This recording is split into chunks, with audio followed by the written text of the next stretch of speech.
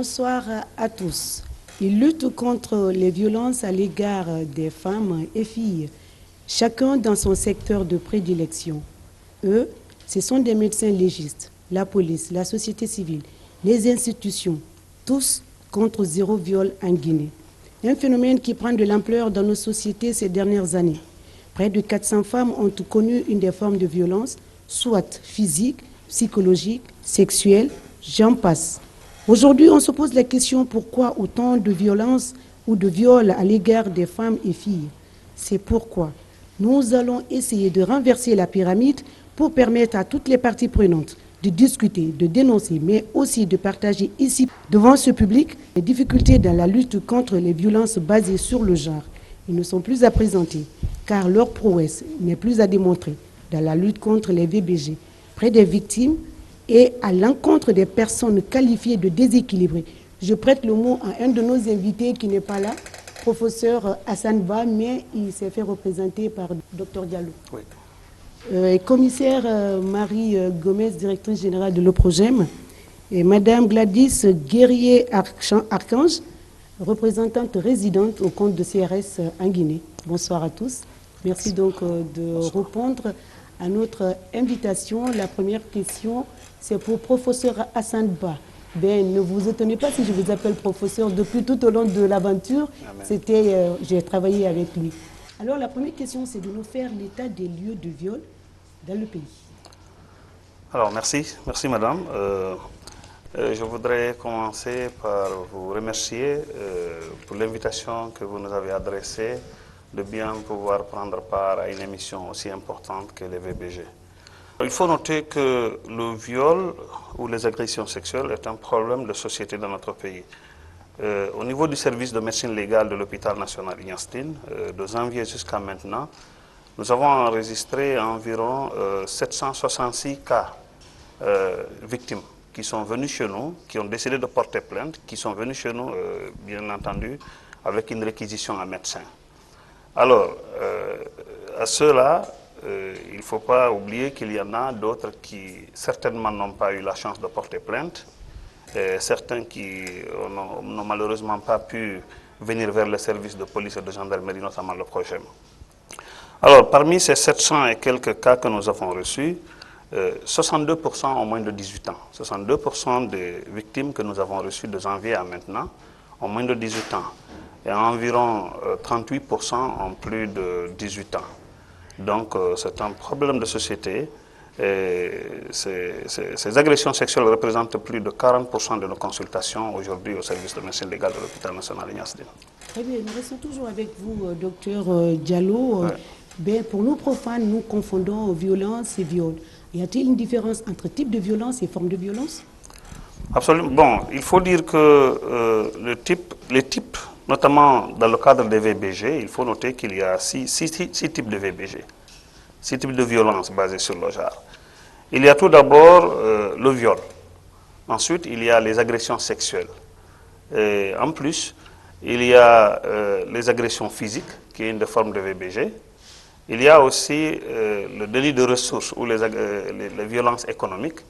Il y a la violence psychologique et le mariage forcé. Donc, dans ces 6 formes que nous avons, les types se retrouvent dedans en détail. Dans chaque forme, vous allez voir, par exemple, quand vous parlez du viol, on va parler de pénétration, on va parler d'attouchement. Lorsque vous prenez les agressions physiques, on va parler de contusion, on va parler de fracture. Ce sont, entre autres, des types dans les formes. Donc, c'est pratiquement la même chose dans le cadre des VBG. On va vous laisser, on va tourner vers notre invité, commissaire Marie Gomez, directrice de l'OPROGEM. Avant la première question, est-ce que, commissaire, vous pouvez nous faire une petite présentation de votre direction et en même temps nous rappeler un peu les rôles ou la mission régalienne de la dite direction? Merci beaucoup, Madame Sidibé, d'avoir pensé à nous pour être dans cette émission. Le projet, comme son nom l'indique, c'est une des directions qui se trouve au sein du ministère de la Sécurité et de la Protection civile. Cette direction a pour mission de protéger les couches vulnérables. Mais pour la petite histoire, cette direction n'était qu'une division au niveau de la police judiciaire. C'est pourquoi tout le personnel, les cadres qui sont dans cette direction sont en totalité les officiers de police judiciaire. C'est vu le nombre pléthorique des VBG, des violences basées sur le genre, que les chefs hiérarchiques à l'époque ont décidé d'ériger cette division en une direction générale. Et pour précision aussi, elle a une compétence nationale, elle couvre tout le pays. Et selon la répartition géographique de notre pays, il y a 8 régions administratives et composées de 33 préfectures. Dans toutes ces préfectures, nous avons nos représentants. Et ces représentants-là sont appelés les représentants préfectoraux. Nous avons aussi dans les régions les 8 cadres qui sont dans ces régions qu'on appelle les représentants régionaux. Ça, c'est sans compter la zone spéciale de Conakry. Parce qu'à Conakry, il n'y avait que 5 commissariats centraux.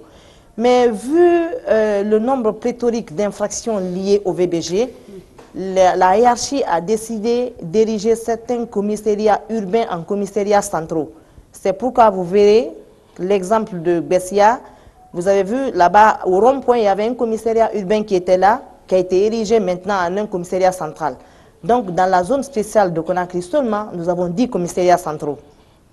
Quand on dit Grand Conakry, Koya et Dubreka aussi font partie de ça. Donc, c'est ça la nomenclature de le projet. Nous avons une compétence nationale, nous couvrons le pays. Et nous avons pour mission de protéger les couches vulnérables. Et quand vous dites les violences basées sur le genre, ça c'est le paquetage. Dans les violences basées sur le genre, le maillon fort c'est le viol. Tout le monde parle du viol. Le maillon fort est le viol.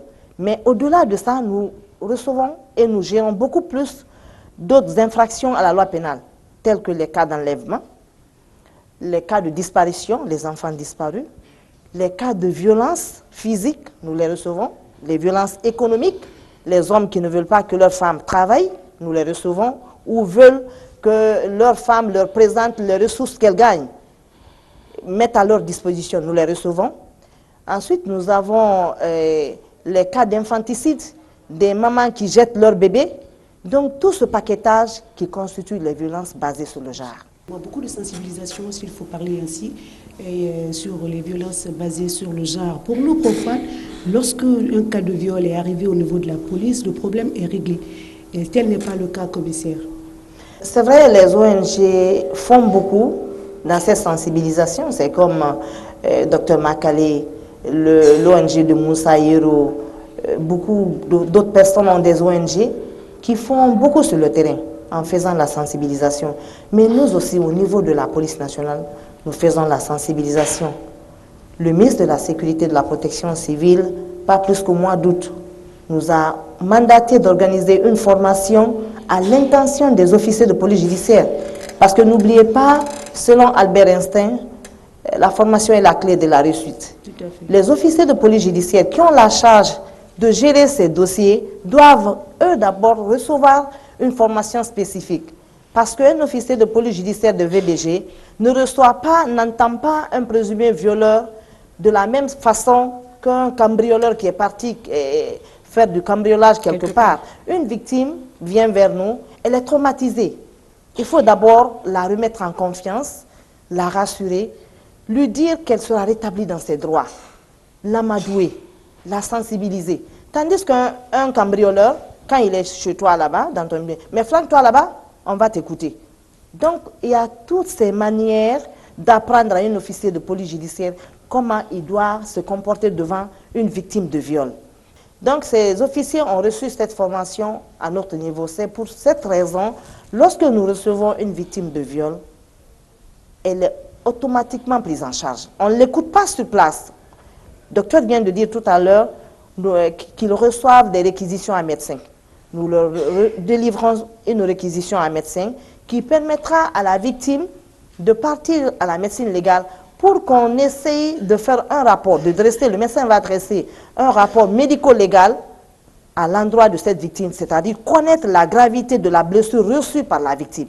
C'est ce qui nous permettra de prendre cette victime en audition, l'entendre devant soit un avocat ou soit devant un des parents. Parce que la majeure partie des victimes qui viennent chez nous sont des mineurs. Vous jouez le rôle de la répression également. À quel moment vos prérogatives se limitent parce que la justice aussi a sa partition à jouer dans ce même combat. Vous avez raison, nous sommes des agents chargés de l'application de la loi. Nous avons pour mission de constater l'infraction à la loi pénale. Nous réunissons les preuves, nous arrêtons les auteurs, nous les envoyons devant les différents parquets compétents. Nous n'avons pas un droit de regard sur ce que la justice fait. Quand nous déférons un dossier devant un parquet, c'est fini, notre mission s'arrête à la déventure de ce parquet.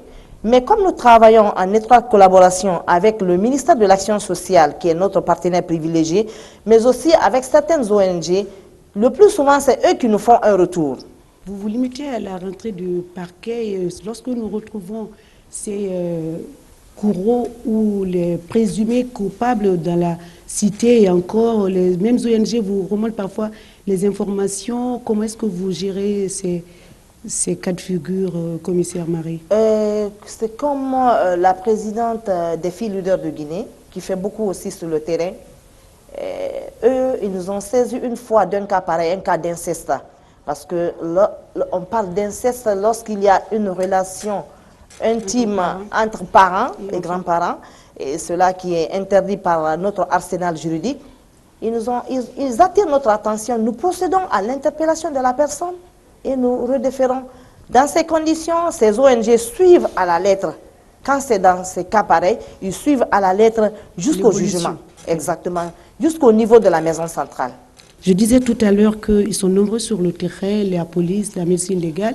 Vous aussi, vous êtes une institution et vous luttez pour la même cause. Alors, dans quel secteur vous menez vos activités, Madame Archange Guerrier? Merci aussi pour l'invitation.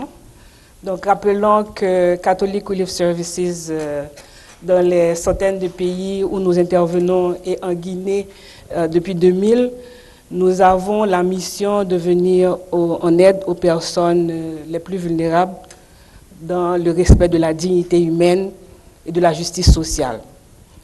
Les violences basées sur le genre, y compris le viol, sont les formes les plus pires de non-respect du droit de la personne. En 2018, l'Organisation mondiale de la santé sortait une étude où on disait qu'un tiers de femmes dans le monde feraient face à une forme de violence au cours de leur existence. Fermons les yeux une seconde et imaginons ce que ça veut dire.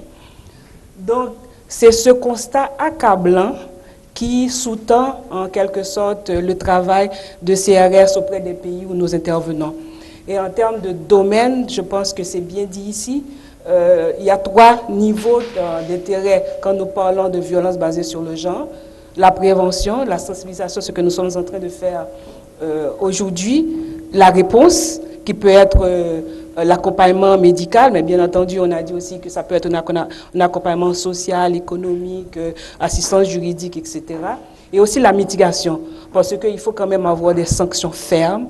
Il faut vraiment dissuader les agresseurs. Est-ce que vous pouvez nous rappeler les moyens que vous disposez et pour quelle cible vous le faites? Dans un premier temps, nous pouvons citer l'accompagnement institutionnel à travers une assistance technique et financière à nos partenaires, que ce soit étatiques, mais aussi des organisations de la société civile. Bon, je peux juste citer un exemple, comme le ministre de la Santé est présent, que CRS a accompagné le ministère dans l'élaboration de sa stratégie de genre et d'équité. Donc aussi, nous apportons une assistance financière à nos partenaires, comme je l'ai dit, technique et financière, mais aussi en termes de stratégie programmatique, la question de genre et surtout l'élimination de la violence basée sur le genre est un axe d'action direct en termes de programme, mais aussi un axe transversal dans tout ce que nous faisons. Et nous ne nous arrêtons pas uniquement au volet sensibilisation. Nous intervenons également à offrir aux femmes des opportunités économiques. Parce que très souvent, nous voyons que les femmes restent dans des situations d'horreur parce que justement, elles ont peur, peut-être qu'elles ne pourront pas subvenir à leurs besoins et à ceux de leurs enfants. Mais nous avons aussi des activités qui leur offrent un revenu. Et une des activités phares de CRS, bon, bien entendu, il y a d'autres organisations qui interviennent dans le même sens, c'est ce que nous appelons les associations villageoises de crédit et d'épargne. Donc, avec cette garantie d'avoir d'accès à un financement, donc nous voyons les femmes acquérir une certaine autonomie. Donc, ceci est important pour dire qu'il y a cette sensibilisation, mais aussi il y a l'action. La communication et le plaidoyer, un axe important aussi pour nous dans le travail que nous faisons. Et bien entendu, la formation de nos staffs, parce qu'il faut quand même que nos staffs soient formés et sensibles à la question de genre pour que nos activités ne créent pas plus de discrimination au niveau des filles et des femmes, mais aussi en formant nos partenaires justement pour développer leur stratégie en matière de genre et pour être sensibles aux questions de lutte basées sur le genre. Cette question est valable pour vous trois. Comment freiner la propagation de ce phénomène violence basé sur les femmes et la fille? Il faut noter qu'au niveau du service de médecine légale, nous agissons sur deux axes. De fait, nous sommes médicales, mais nous sommes des auxiliaires de justice. Donc, nous agissons d'abord au niveau de la prévention. La prévention passe forcément par la sensibilisation et la formation. La formation, dans la formation, le professeur Hassan a mis en place un DES de médecine légale où nous continuons encore à former et à encadrer de jeunes médecins à la spécialisation de la médecine légale. Comme vous le savez, c'est une denrée rare en Afrique francophone globalement. Le deuxième volet, c'est la collaboration même avec les officiers de police judiciaire et parfois même la justice. Ils ont parfois du mal à comprendre parfois l'interprétation de l'ITT, de nos rapports que nous produisons au niveau du service de médecine légale.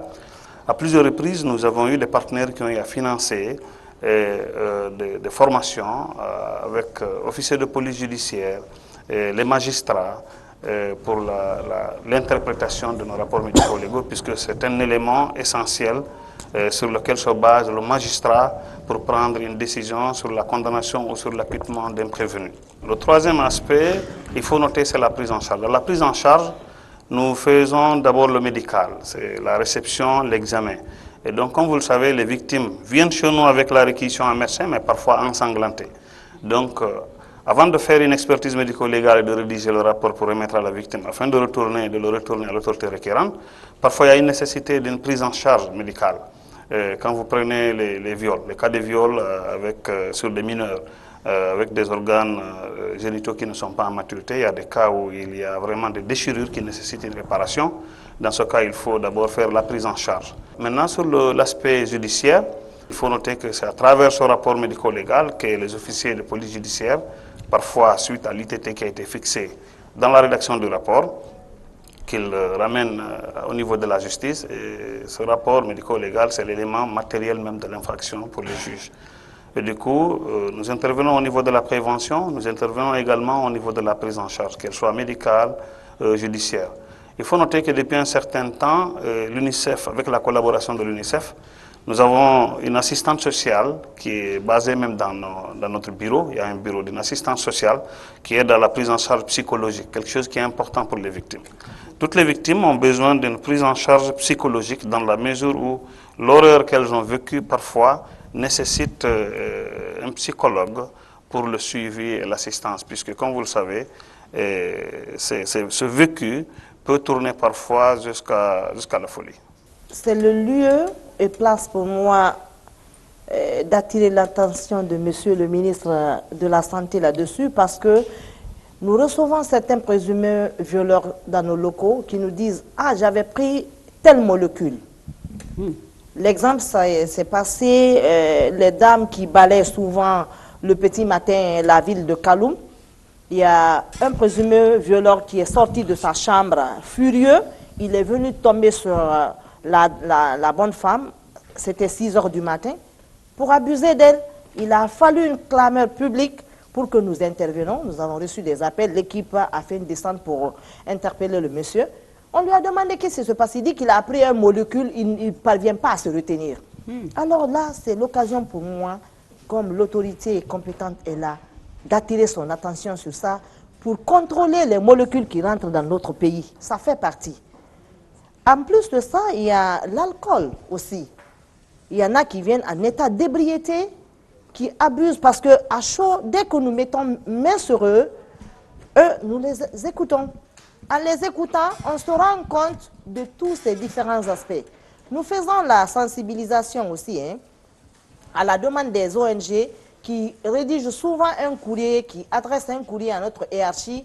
Je passe souvent dans les écoles, d'ailleurs, dans notre plan d'action de 2023, le ministre de la Sécurité et de la Protection civile l'a mentionné, nous devons faire une tournée dans toutes les universités de la Guinée. De la Guinée, mais aussi dans les lycées, pour pouvoir mieux donner cette thématique à ces mineurs qui sont souvent les victimes. Elles sont plus victimes. Et les majeurs aussi qui sont dans les universités, attirer leur attention sur la traite des personnes. Parce que nous avons remarqué ces derniers temps-ci qu'il y a un départ massif de nos sœurs, de nos filles, pour aller dans les pays du Golfe de Guinée. Arrivées, elles sont dépossédées de leurs documents de voyage. Elles subissent toutes sortes d'exploitations physiques, sexuelles. Et Expertise France aussi a une structure qui travaille avec elles pour la réinsertion socio-professionnelle de ces victimes. Ces victimes, elles ne savent pas qu'elles sont victimes. Elles veulent aller à l'Occident, elles veulent aller dans les pays du Golfe. Mais n'oubliez pas, cette synergie d'action, je sais qu'elle existe, mais je préfère qu'il y ait un renforcement au niveau de cette synergie d'action. Parce que nous avons souvent des difficultés quand nous voulons interpeller un présumé violeur. Il faudrait bien qu'on passe par l'autorité qui est représentée dans le quartier, qui sont les élus locaux. Donc cette synergie d'action, je pense qu'elle doit être renforcée, redynamisée pour que nous puissions vraiment bien cerner cette thématique qui est les VBJ. Il faut commencer dans les familles, parce qu'il y a certains clichés qu'on continue à véhiculer, à utiliser justement parce qu'on est en train de les prendre depuis la famille et on pense que c'est la norme. Donc, essayons d'adresser ces questions. Je dirais, donc, ce qui veut dire qu'il faut que dans les écoles, qu'on puisse en parler, qu'on puisse sensibiliser. Donc, c'est vraiment la carotte et le bâton, donc on sensibilise, mais dans le même temps, il faut prendre des actions. Donc, c'est aussi dans ce sens-là que cette année, au niveau de CRS, nous avons une thématique, en plus du thématique mondiale globale, nous mettons l'accent sur la masculinité positive. Parce qu'il ne faut pas minimiser le rôle des garçons et des hommes dans cette bataille. Donc, nous voulons que les hommes, les garçons, soient vraiment des champions quand on parle de l'élimination de la violence basée sur le genre. Donc, commençons dès le bas âge, commençons à éduquer nos garçons, commençons à éduquer nos filles. Dans la famille. Dans la famille, mais aussi nous voulons aussi des adultes conscientisés. Parce que très souvent, certains actes sont produits par les adultes. Donc, faisons en sorte que tout le monde puisse prendre conscience des méfaits de la violence basée sur le genre. Parce qu'il n'y a pas que le physique, il y a aussi l'émotionnel, le psychologique, donc que vous traînez avec vous pendant toute une vie. Donc vraiment, et encore une fois, c'est peut-être l'occasion d'apprécier, de féliciter tous les efforts au niveau du gouvernement qui sont en train de faire. Le ministère de la Santé, la direction pour, en fait, des mœurs. Donc vraiment, il y a beaucoup d'efforts et je pense que Madame la commissaire l'a bien dit, c'est vraiment une synergie. Les femmes qui subissent ces agressions, ce sont des survivantes. Et très souvent, nous voyons quand même, il y a une opportunité d'aller en justice. Donc, ces survivantes continuent d'être considérées comme des victimes. Qu'est-ce que vous avez fait? Est-ce que vous n'étiez pas, vous n'avez pas... Donc, vraiment, il faut passer cette façon de réflexion. De réflexion et aussi sensibiliser à tous les niveaux. Dites-moi tout, docteur, d'aujourd'hui est la version au grand format de ce qui passe les dimanches à la télé. Chers invités, aujourd'hui, les promoteurs de la lutte contre les VBG invitent à dénoncer. Est-ce que cette dénonciation n'est pas synonyme de stigmatisation, de marginalisation? Quand une femme, une fille est victime, donc on lui pose toujours des questions. Au lieu d'aller vers l'agresseur, mais on pense que c'est la femme qui a provoqué. Donc, en ce sens-là, c'est important que les filles et les femmes connaissent aussi leurs droits, Parce que quand vous êtes victime, c'est votre droit de dénoncer. Et en dénonçant, il faut que les entités qui sont en face, les entités qui sont chargées d'apporter une réponse, prennent aussi leurs responsabilités. Donc, il n'y a pas de honte à dénoncer. Et au contraire, on doit féliciter les filles, les femmes qui ont le courage de dénoncer. Donc, c'est ce que nous devons apprécier. Et je pense que la presse aussi a un rôle crucial à jouer. Il faut que ces messages puissent passer vraiment tous les jours, je dirais du matin au soir, pour sensibiliser les gens, pour aussi non seulement leurs droits, leurs devoirs, mais aussi le fait de dénoncer. La dénonciation, c'est le point de départ de l'identification d'abord du mal. C'est aussi le point de départ de la punition pour l'auteur, mais aussi de la prise en charge pour la victime. C'est d'ailleurs même la dénonciation, c'est la prévention pour la récurrence. Il faut noter que les cas que nous recevons depuis un certain temps, nous sommes en train de faire l'analyse des cas de récurrence. Nous avons noté qu'environ 12% des cas d'agression sexuelle que nous recevons chez nous, ce sont, dans les 100%, il y a 12% de récurrence. La récurrence, c'est le nombre de fois. C'est la deuxième ou la troisième fois parce que la première fois, ça n'a pas été bien géré ou ça n'a pas été dénoncé ou parce que voilà, ça a été réglé à l'amiable. Donc, à mon avis, la dénonciation, il faut l'encourager, mais comme l'a dit madame, il faut savoir comment mener cette dénonciation. Il faut expliquer aux victimes le chemin, il faut les épauler. Au service de médecine légale, nous recevons très souvent des victimes qui viennent vers nous, mais parfois qui n'ont pas encore décidé de porter plainte. Et du coup, il faut susciter qu'il y ait une dénonciation, il faut susciter qu'il y ait une plainte, afin de punir l'auteur à la hauteur de sa forfaiture. Je pense que c'est quelque chose qui est très important. Quand vous parlez de dénonciation, vous savez, pendant ces derniers temps-ci, les journalistes disaient toujours qu'il y a une recrudescence des cas de viol, recrudescence. C'est grâce à cette bataille médiatique que vous menez, non seulement la presse en ligne, l'audiovisuel, les ONG, qui poussent les gens à avoir le courage de venir vers les services de sécurité pour dénoncer. On dit qu'il y a un nombre pléthorique. Non, c'est parce qu'il y a trop de dénonciations. Nous, du 1er janvier au 30 novembre, nous avons enregistré 266 cas de viol. Totalité mineure. Les petits garçons qui sont victimes de viol par la voie anale. Ouais. Donc, cette dénonciation, moi, je l'admire. Parce que lorsqu'on dénonce, ça nous permet de prendre notre bâton de pèlerin pour aller à la recherche du présumé violeur. Donc, c'est l'occasion pour moi de demander à la population d'avoir le courage de venir dénoncer.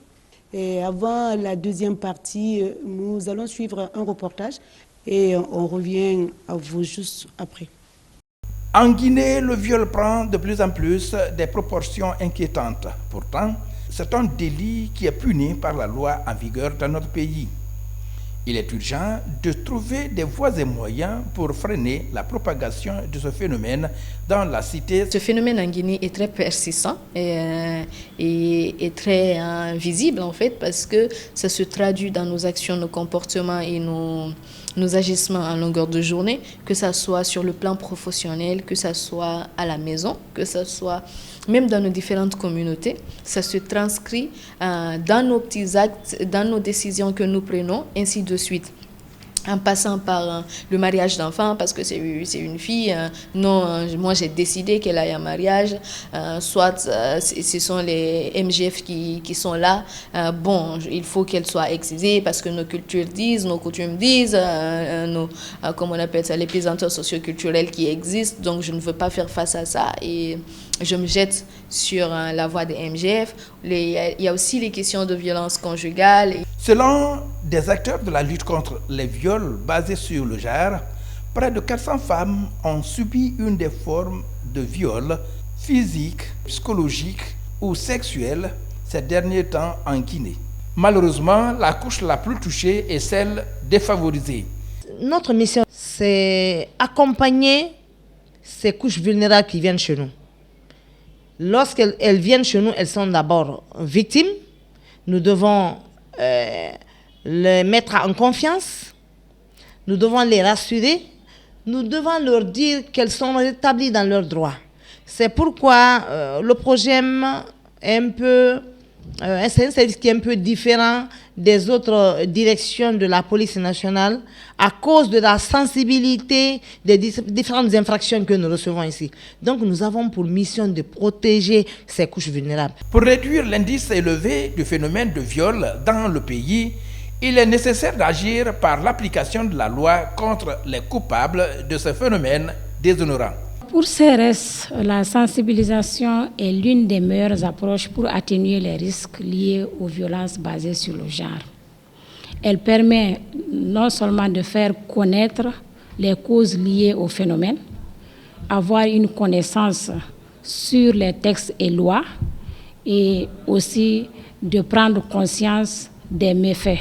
Qu'il faut également vulgariser les textes et lois et renforcer également des sanctions contre les fautifs. C'est un réel problème, comme vous l'avez dit à l'introduction, et nous devons tous nous atteler à lutter contre cette violence pour protéger nos enfants. Ceci dit, il faut encourager les hommes à défendre l'égalité du genre, un des moyens efficaces de lutter contre les VGB. La deuxième partie, le public, si vous avez des questions, c'est maintenant. Toutes les interventions que j'ai écoutées ici, on ne parle que de femmes et d'enfants. Or, il y a des hommes qui sont violés, violentés sur tous les plans. Est-ce qu'il y a une sensibilisation par rapport à ça?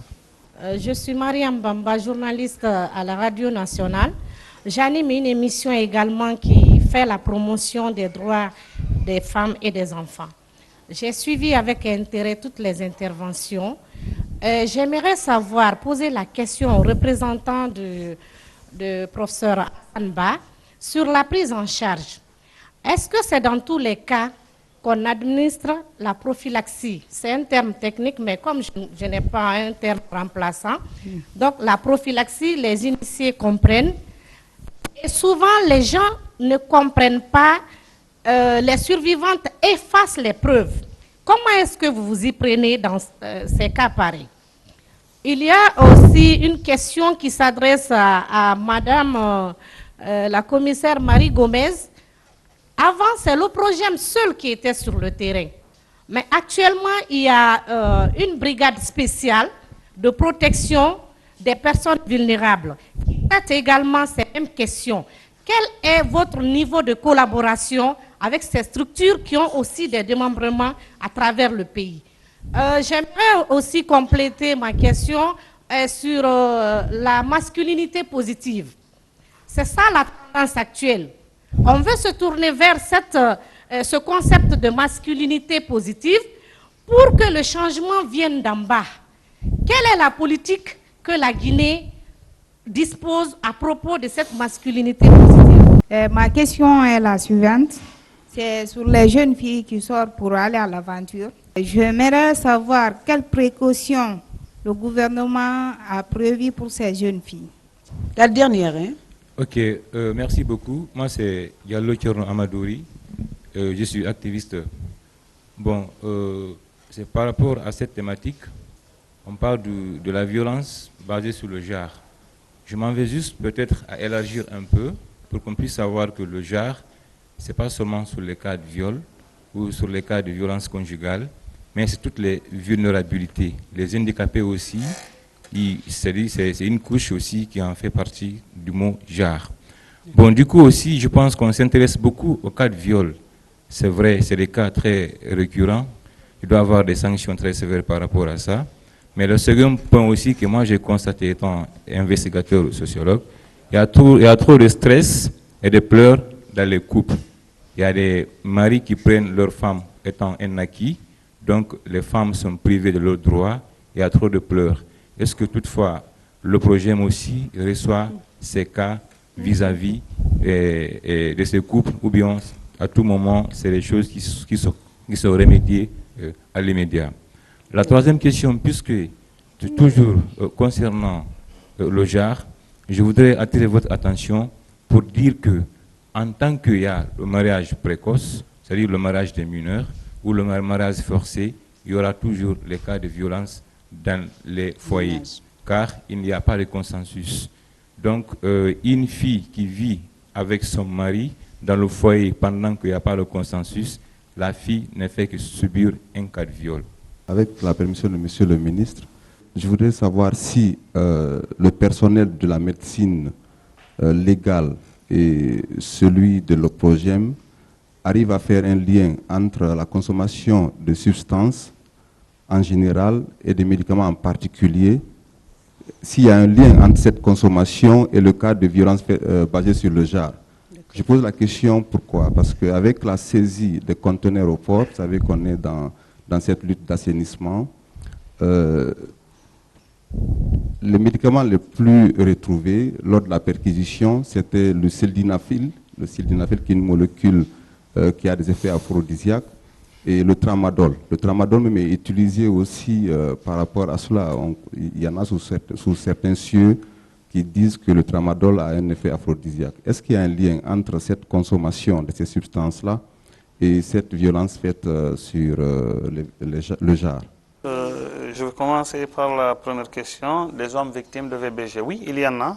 Il y en a dans les statistiques que nous avons relevées au service de médecine légale, sur les 760 et quelques victimes, il y a 19 petits garçons, 19 hommes qui sont victimes de viol, et qui ont fait objet d'examen, de rédaction de rapports, qui ont décidé de porter plainte et qui ont été rétablis sur leurs droits, qui ont été accompagnés psychologiquement également. Alors, sur la prophylaxie, il faut noter que chez les victimes, généralement de viols qui viennent au service de médecine légale, le bilan infectieux il est systématique. Mais comme vous l'avez dit vous-même, il n'y a que des victimes viennent consulter tardivement au service et c'est à leur détriment. Pourquoi? L'intérêt de consulter 72 heures, avant les 72 heures à l'hôpital, c'est tout d'abord la prévention des IST, les infections, ensuite la prévention des grossesses non désirées, mais aussi les preuves. Lorsque vous prenez une victime d'agression sexuelle, après les 72 heures, généralement, s'il n'y a pas de lésions très franches, après les 72 heures, on n'a pas grand-chose. Alors qu'à l'examen, à l'expertise, même s'il y a des images, même s'il y a des photos, c'est l'examen du jour. La loi nous oblige de rapporter l'examen du jour au niveau du rapport. Malheureusement, il y en a qui attendent des semaines et des mois avant de venir. Et si ces victimes viennent, malheureusement, on n'aura rien. Et du coup, c'est à leur détriment. Donc, il y a un intérêt important de consulter avant les 72 heures, ou en tout cas de consulter le plus tôt que possible, pour pouvoir non seulement diagnostiquer, en tout cas faire face aux infections, les IST, les infections sexuellement transmissibles, les grossesses, mais aussi le fait d'avoir des preuves médico-légaux afin de rapporter cela dans le rapport médico-légal. Alors, le lien entre substances consommées et les infractions. Je pense que Madame la directrice est beaucoup mieux placée.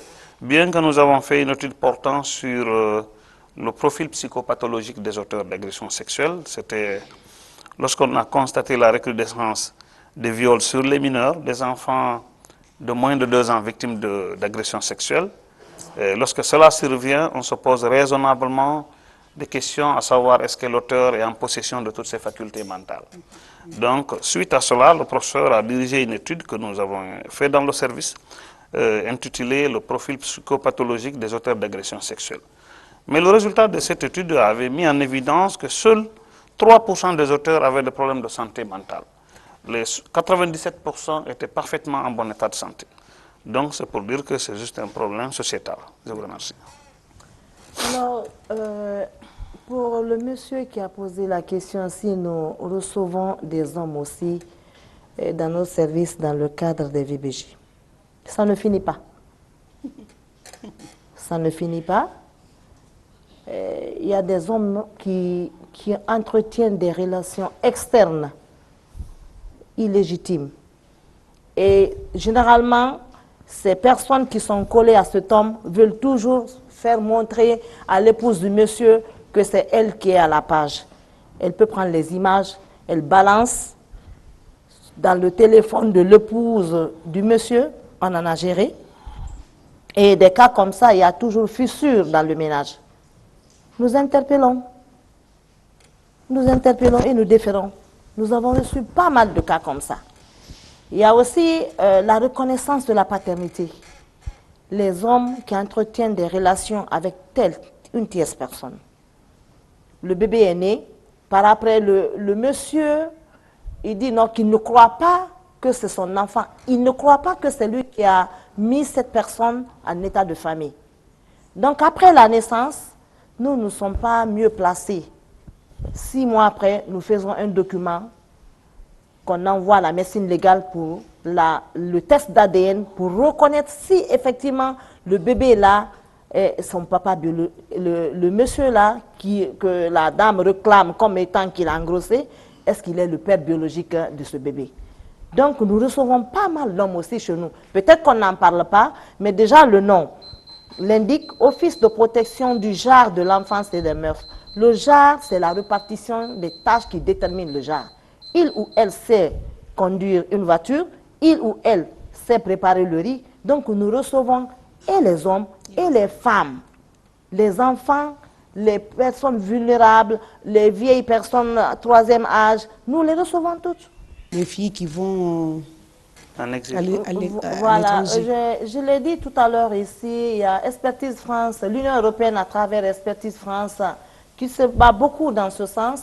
Ces personnes sont reçues chez nous, nous les mettons en contact avec la structure à travers l'Union à travers Expertise France, qui les reçoit.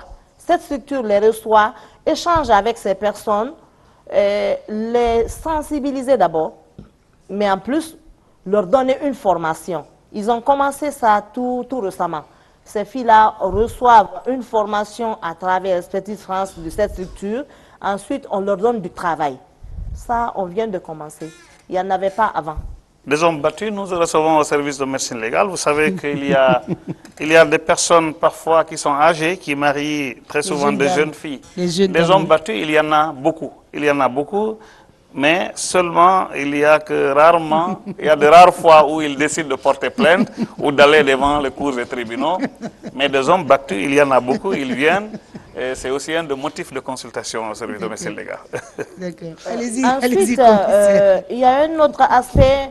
Dans les couples, par exemple, quand il y a divorce, il y a dislocation, il y a le papa qui veut toujours garder les enfants. La maman également veut garder les enfants. Le code nous demande, pour l'intérêt supérieur de l'enfant, de voir l'intérêt supérieur de l'enfant et de classer le dossier comme ça se doit. Qu'est-ce que cela veut dire? Papa veut garder l'enfant, maman veut garder les enfants. Mais papa n'a aucun moyen, c'est maman qui travaille. Nous ne sommes pas habilités à le faire. Nous préparons la procédure, nous envoyons au tribunal pour enfants, le tribunal spécial pour enfants. Eux, ils vont juger, ils vont remettre l'enfant acquis de droit pour l'intérêt supérieur de l'enfant. Docteur Diallo, commissaire Marie Gomez, Madame Archange, les derniers mots avant de vous dire au revoir. Merci infiniment de nous avoir offert cette opportunité. Donc, c'était un honneur d'être avec mes deux collègues, Madame la commissaire et Monsieur le docteur Diallo. Donc, à ce stade, c'est un appel à l'action.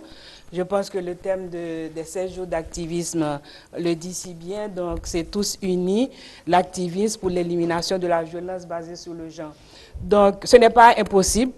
Donc, si on s'y met, on va y arriver, mais ça demande l'implication de tout le monde, à titre individuel et à titre collectif. Donc, engageons-nous tous pour l'élimination de la violence basée sur le genre, et le genre femmes et hommes. D'accord. Parce que c'est nous, les femmes, qui sont beaucoup plus quand même touchées. Hein. Oui, c'est vrai, même si aujourd'hui les hommes se plaignent, hein, les hommes battus, il y en a peu. Allez-y, oui. Alors, moi, c'est l'occasion pour moi de remercier Madame Sidibé et tout son staff. Surtout, je n'oublie pas les techniciens qui sont dans les coins et les recoins qui font ce travail, les journalistes qui sont de l'autre côté,